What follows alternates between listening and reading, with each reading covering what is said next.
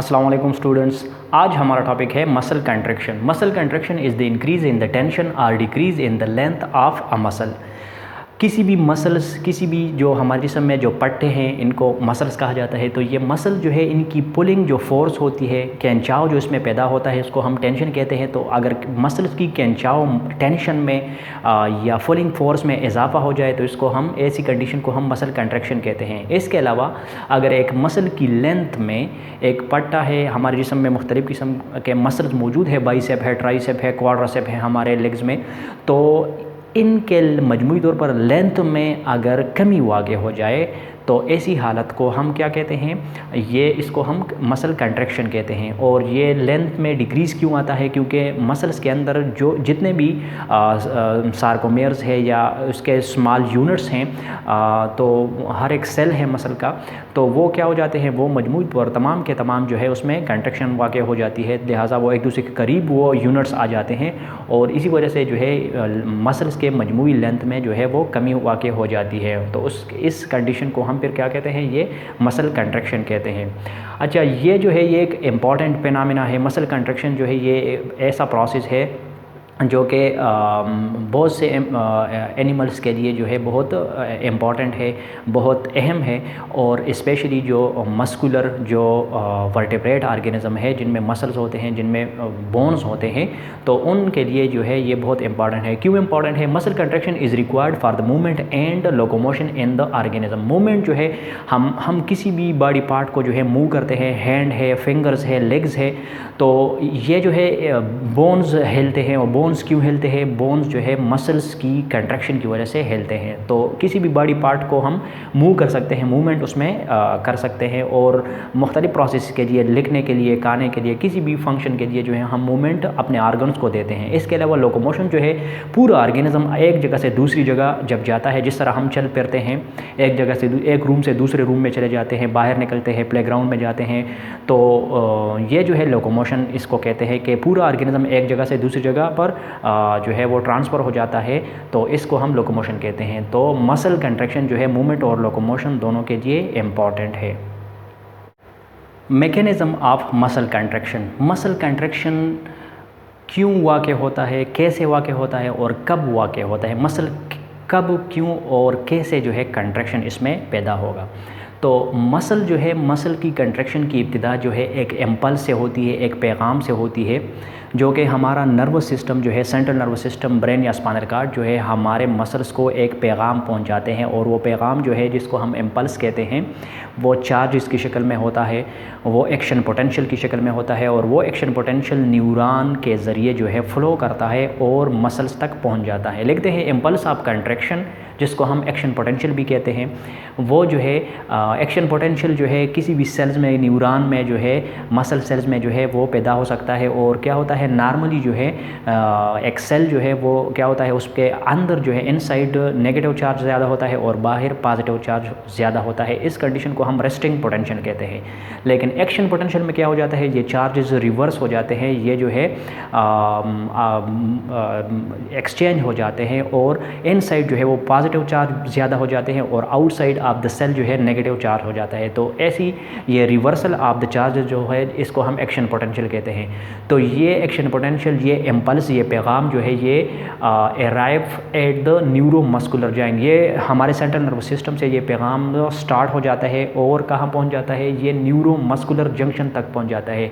यानी neuron muscles को ये पैगाम पहुँचा रहा है और यहाँ तक जो है ये पैगाम, ये इम्पल्स जो है, ये न्यूरोमस्कुलर जंक्शन तक आ गया है। न्यूरोमस्कुलर जंक्शन का मतलब क्या है कि न्यूरॉन का जो टर्मिनल एक्सान है, न्यूरॉन का जो आखिरी सिरा है, आखिरी किनारा है, वो मसल के साथ जहाँ पर टच हो रहा है, जहाँ वो जो है उनकी इंटरेक्शन पैदा हो रही है, उसको हम जंक्शन कहते हैं। उसको दो न्यूरॉन के दरमियान में जो स्पेस होता है, जो गैप होता है, उसको हम साइनेप्स कहते हैं। और यहाँ पर इसको हम न्यूरोमस्कुलर जंक्शन कहते हैं। तो न्यूरोमस्कुलर जंक्शन तक जब ये इम्पल्स पहुँच जाता है तो वहाँ पर जो है ये न्यूरॉन क्या कर देते हैं, ये एसिटाइल कोलिन एक केमिकल है जिसको हम न्यूरोट्रांसमीटर कहते हैं, type of neurotransmitter acetyl choline वहाँ से न्यूरॉन से जो है रिलीज़ हो जाते हैं। These are release from the axon terminal and bind to the receptor in the sarcolemma. ये एसिटाइल कोलिन जो है न्यूरॉन के एक्सान से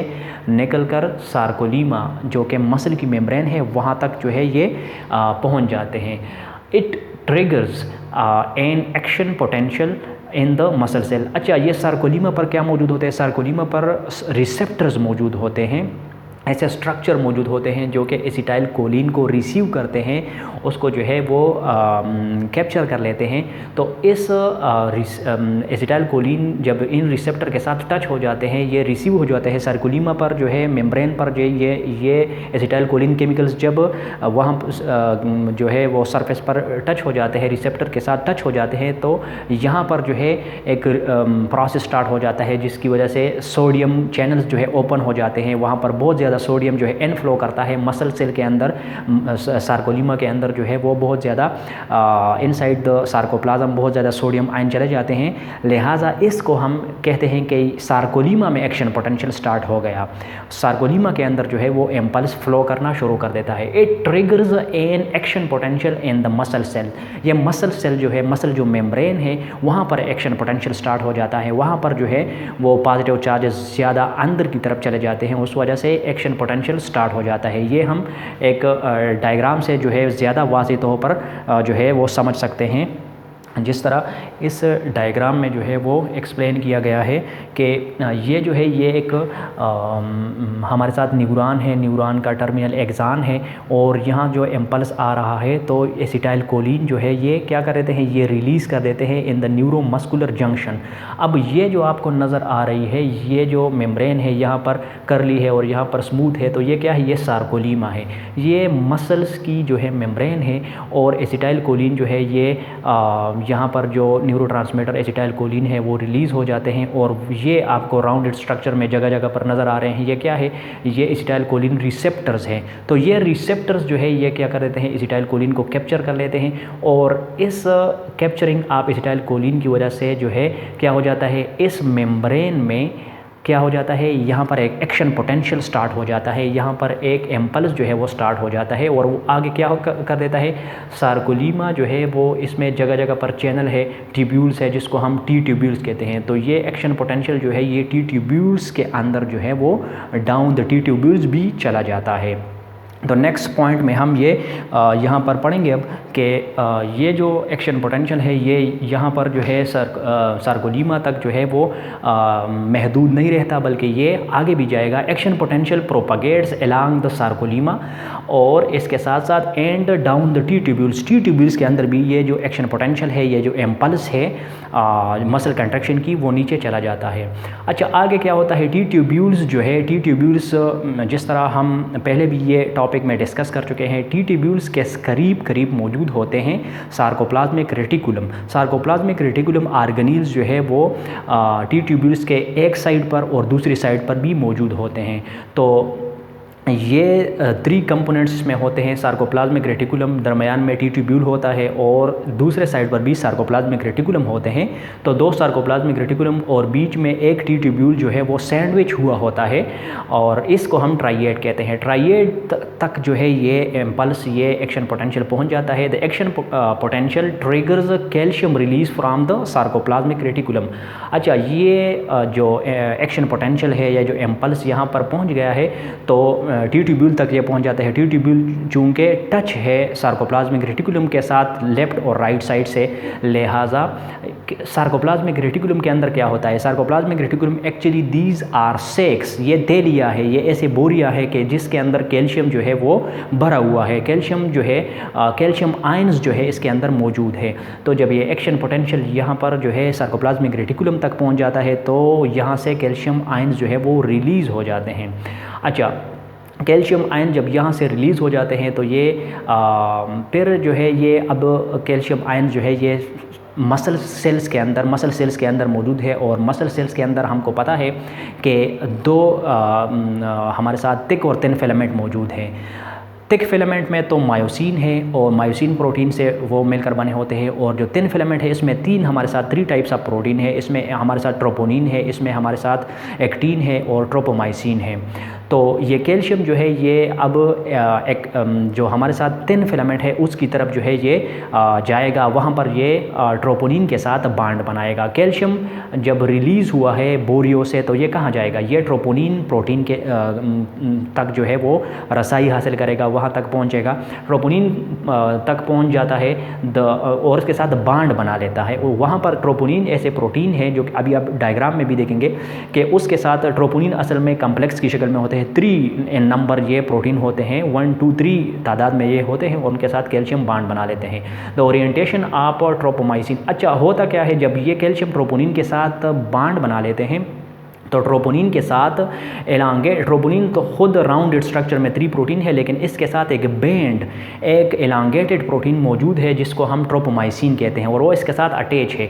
जब कैल्शियम ट्रोपोनिन के साथ बांड बना लेता है तो उस बांडिंग की वजह से इसकी ओरिएंटेशन चेंज हो जाती है, और इसकी चेंजेस की वजह से वो ट्रोपोमाइसिन जो होता है जो कि एलांगेटेड स्ट्रक्चर में मौजूद है तो उसकी ओरिएंटेशन भी चेंज हो जाते हैं, वो भी अपनी जगह से हिल जाता है, हट जाता है। जब ये अपनी जगह से हट जाता है तो क्या हो जाता है, ये ट्रोपोमाइसिन दरअसल ये एक्टिन के उस पॉइंट्स को जो है कवर करता है पहले जिस पर जो है मायोसिन जो है अटैच होगा। ये एक्टिन प्रोटीन के उस मकामात को, उस पॉइंट्स को जो है कवर करता है पहले, जहाँ पर जो मायोसिन है वो बांड बनाएगा। ये डायग्राम से अभी क्लियर हो जाएगा।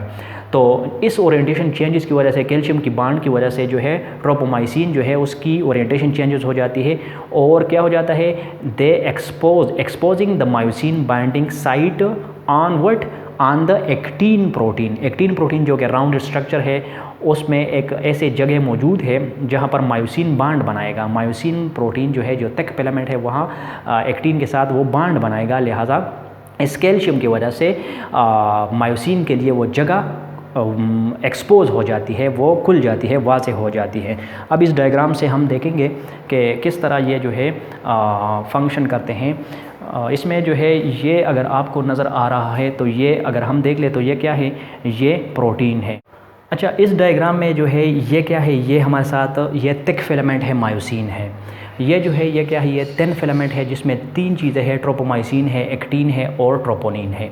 अच्छा, ये जो थिन फिलामेंट है इसका जो एक पोर्शन है ये हमने इस डायग्राम में यहाँ पर एक मैक्सिमाइज़ करके यहाँ पर बनाया गया है। ये जो आपको नज़र आ रहे हैं ये क्या है, ये एक्टिन है, ये सारे एक्टिन हैं।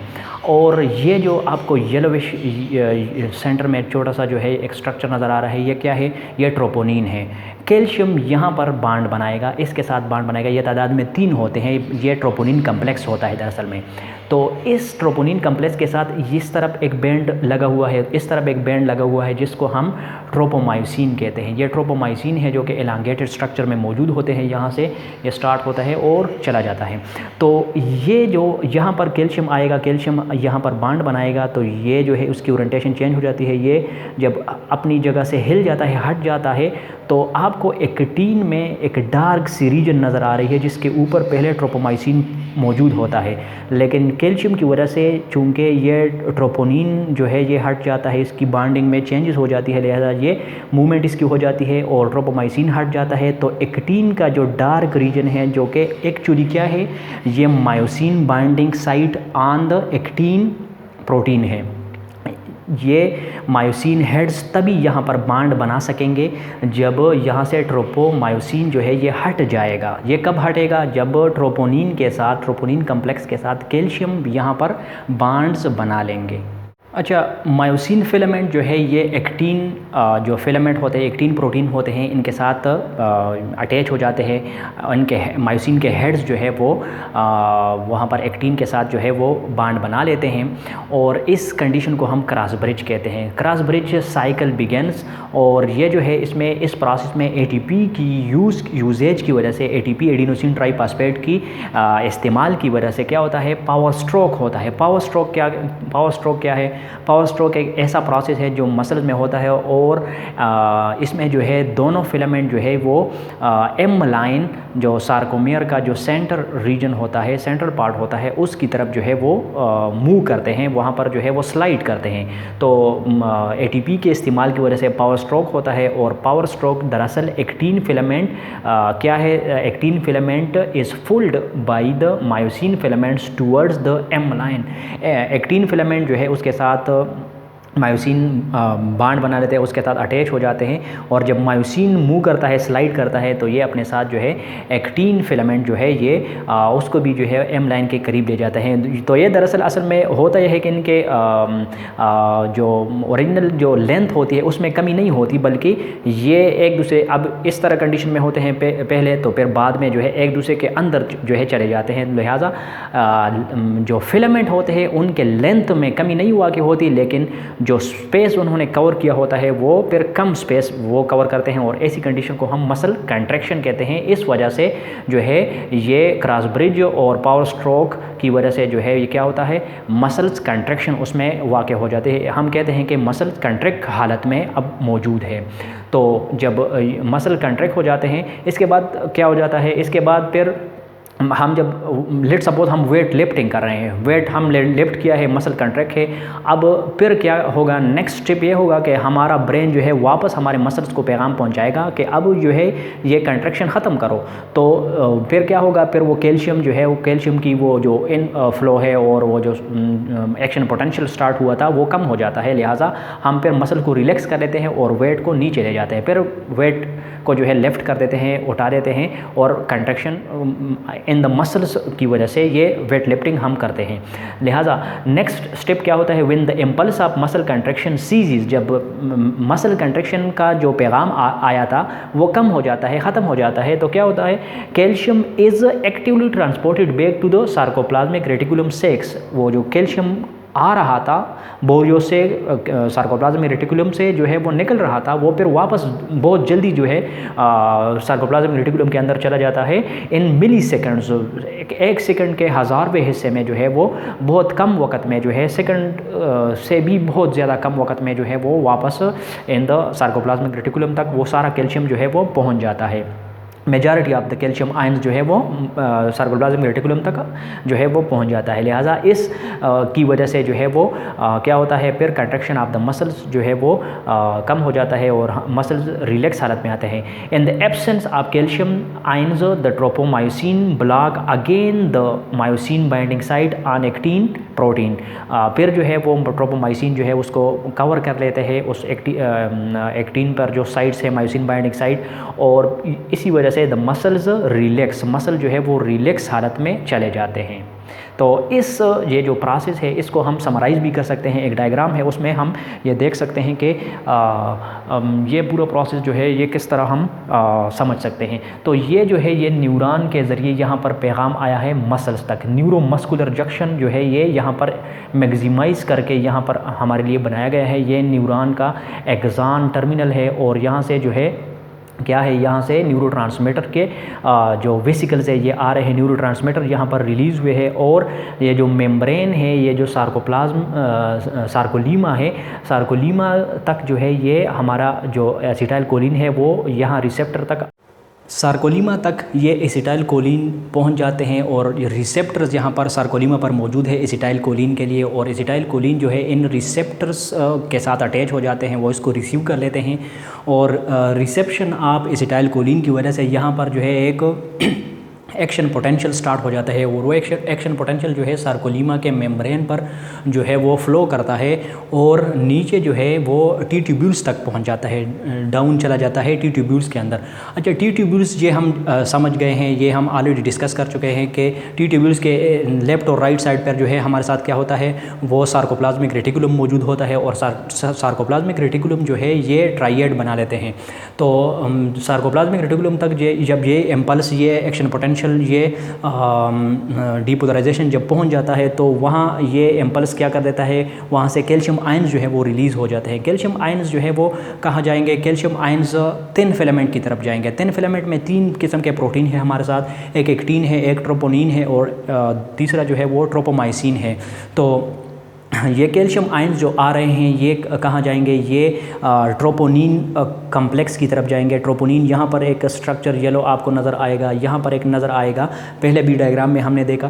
तो इस ट्रोपोनिन के साथ ये कैल्शियम जो है वो बांड बना लेते हैं और इस ट्रोपोनिन के साथ ट्रोपोमाइसिन भी अटैच है। तो ट्रोपोनिन के साथ जब कैल्शियम अटैच हो जाता है तो ये अपनी ओरिएंटेशन, अपनी पोजीशन और ट्रोपोमाइसिन की ओरिएंटेशन चेंज कर लेते हैं, क्योंकि ट्रोपोनिन और ट्रोपोमाइसिन जो है ये अटैच है एक दूसरे के साथ। लिहाजा जब ये ओरिएंटेशन इनकी चेंज हो जाती है, पोजीशन इनकी चेंज हो जाती है, तो इस वजह से एक्टिन जो है ये एक्सपोज हो जाते हैं। एक्टिन जो है ये एक्टिन का वो जगह, एक्टिन का वो पॉइंट जहाँ पर जो है मायोसिन हेड जो है वो बांड बनाएगा, अटैच होगा, जिसको हम myosin binding site on the actin protein कहते हैं। उस वो पॉइंट जो है, वो लोकेशन जो है वो खुल जाता है, वो जो है एक्सपोज हो जाता है, वो वाज़ेह हो जाता है और इस के बाद जो है वो मायोसिन हेड जो है इसके साथ अटैच हो जाते हैं। और फिर क्या होता है, फिर पावर स्ट्रोक होता है, फिर जो है वो स्लाइडिंग जो है होती है और ये दोनों फिलामेंट जो है ये क्या कर देते हैं, ये जाते हैं एम लाइन के करीब। और इस वजह से जगह जगह पर जो है ये बहुत से सारे जो है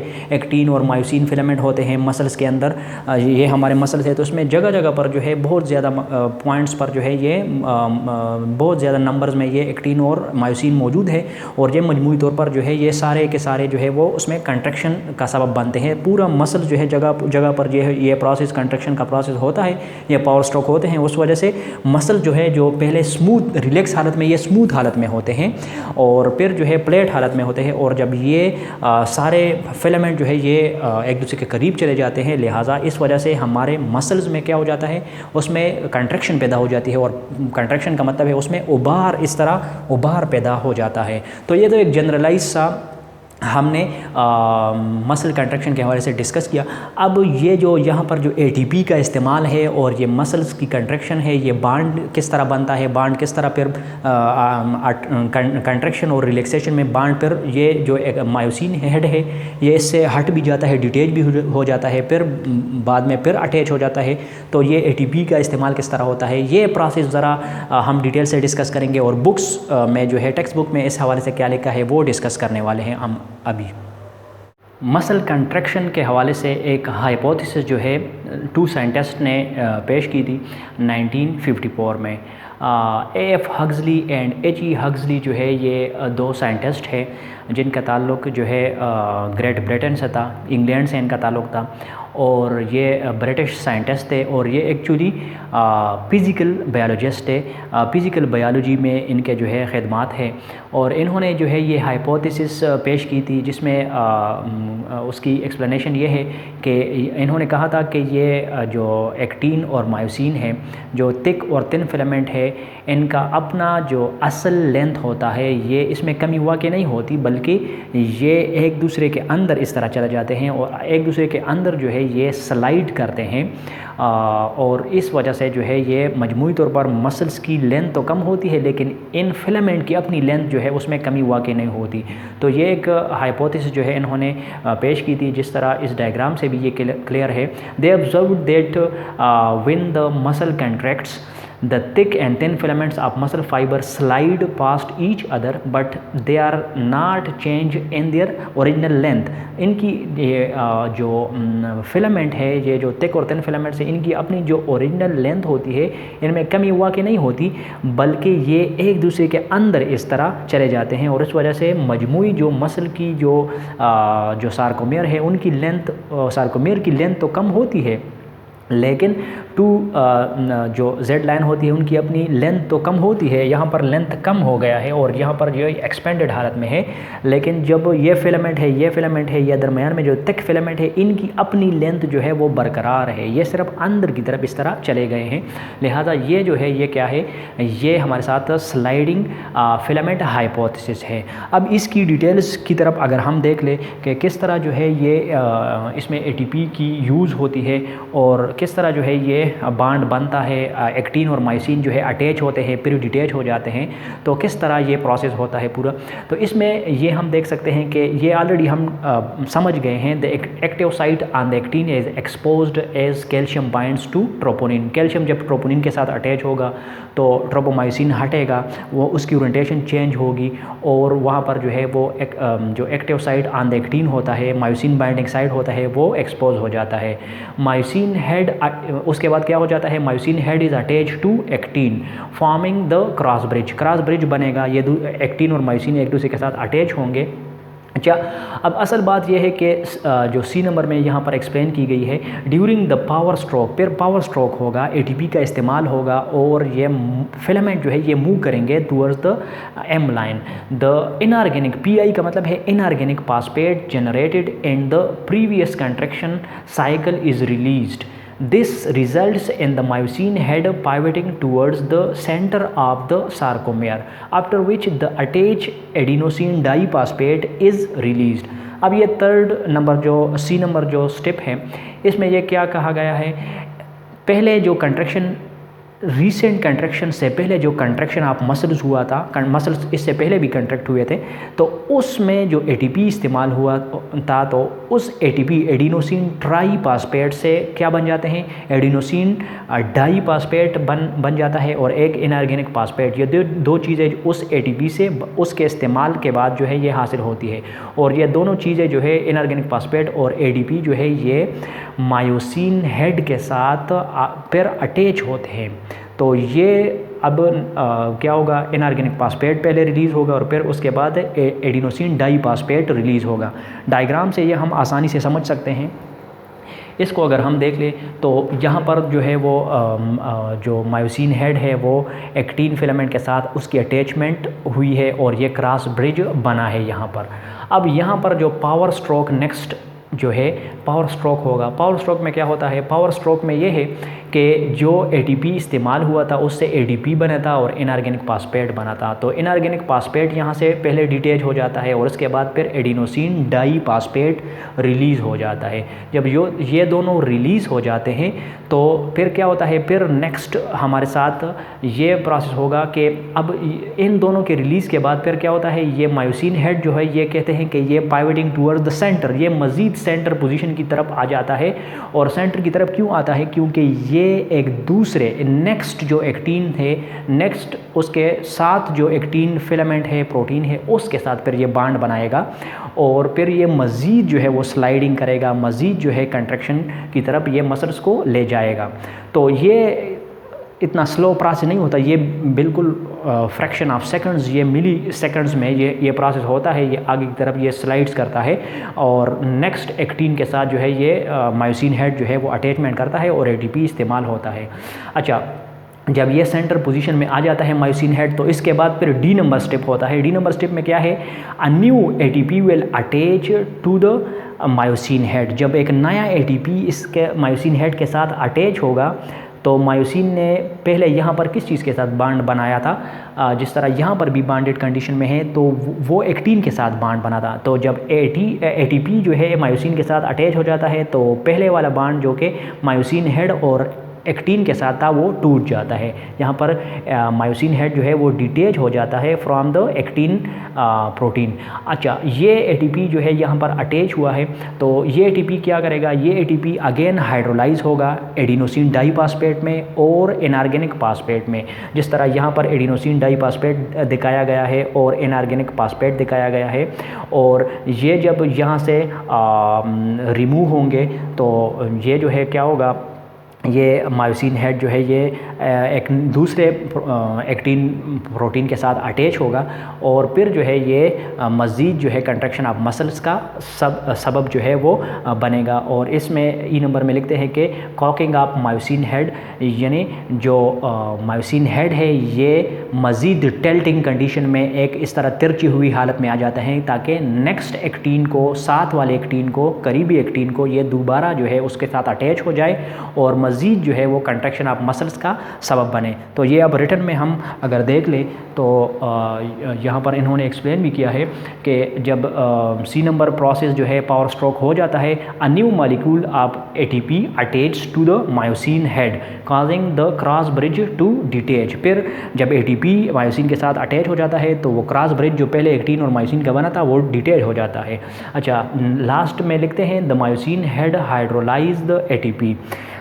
जो नई ATP आई है वो क्या हो जाता है, वो हाइड्रोलाइज हो जाती है, वो टूट जाती है और उससे एनर्जी हासिल होती है और साथ में एडिनोसिन डाइफॉस्फेट और एक इनऑर्गेनिक फॉस्फेट जो है वो हासिल हो जाता है। और वो अभी अटैच हालत में ये दोनों इनऑर्गेनिक फॉस्फेट और एडिनोसिन डाइफॉस्फेट जो है इन अटैच हालत में होते हैं मायोसिन हेड के साथ, which returns the myosin to the cocked position. ये मायोसिन हेड को दोबारा एक ऐसी हालत में लाते हैं कि वो एक साथ वाले नेक्स्ट एक्टिन के साथ जो है वो बांड बनाएगा, उसके साथ जो है अटैच होगा और मज़ीद कंट्रैक्शन का सबब बनेगा। बुक में मज़ीद लिखते हैं कि energy of ATP is use to move the myosin head forward to the next binding site on the actin filament. जिस तरह हमने डायग्राम से ये देख लिया कि ATP के इस्तेमाल की वजह से जो है ये मायोसिन आगे की तरफ जाएगा और नेक्स्ट एक्टिन को जो है उसके साथ अटैच होगा और कंट्रैक्शन ऑफ मसल्स का बायस बनेगा। As long as the calcium and ATP, ये दोनों चीज़ें जब तक अवेलेबल है, they are available in the sarcoplasm, जब तक ये जो है मसल्स के अंदर मौजूद है और इम्पल्सेस ऑफ कंट्रैक्शन आ रहे हैं, the myosin head will continue to crawl along the actin filament. तो ये जो है एक्टिन फिलामेंट और मायोसिन का जो है ये जो क्रॉलिंग है, जो स्लाइडिंग है, ये आगे की तरफ जाएगा, कंट्रैक्शन ऑफ मसल होगा, thereby contracting the sarcomere and muscles. और इस वजह से जो है मसल्स और सार्कोमेयर तमाम के तमाम सार्कोमेयर जब कंट्रैक्ट होंगे तो इसकी वजह से जो है एक मसल पूरा का पूरा मसल जो है उसमें कंट्रैक्शन वाक़ होगी। और ये कंट्रैक्शन और रिलैक्सेशन जो है ये बहुत जल्दी ये प्रोसेस होता है। ये स्लाइडिंग जो होता है, ये crawling of two type of filament जो होता है ये फ्रैक्शन ऑफ सेकंड्स में होता है, बहुत जल्दी होता है। और इसी वजह से ये कैल्शियम की इनफ्लोर जो है सार्कोप्लाज्मिक रेटिकुलम तक जो है ये इसकी जो मूवमेंट है वो बहुत जल्दी होती है।